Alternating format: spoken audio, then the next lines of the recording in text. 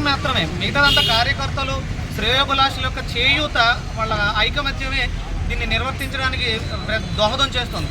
ఇలాంటి వాళ్ళని మరింతగా ఐకమత్యంగా చేరి మన ధర్మాన్ని, మన దేశాన్ని కాపాడుకోవాల్సినటువంటి మన నాయకుల్ని, ఎందుకంటే నాయకుడు సరైన నాయకుడు ఉన్నప్పుడే పరిపాలన బాగుంటుంది, వ్యవస్థ బాగుంటుంది, అందరూ కూడా సుభిక్షంగా ఉంటారు.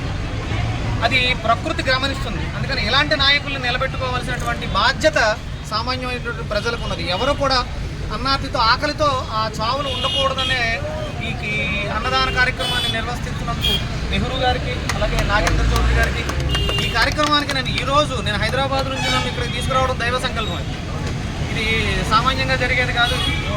ఒక వారం రోజు పోస్ట్పోనది ఇవాళ వచ్చి నా చేతుల మీదుగా నా అభిమాన నటుడు, అంటే నేను కూడా కళాకారుడు, నేను చిత్ర పరిశ్రమలో నటించి ఉన్నాను. నేను ఆయనకి ఈరోజు నా చేతితో పూలమాల వేయించాలనే సంకల్పం. నిజంగా ధన్యవాదాలు సార్.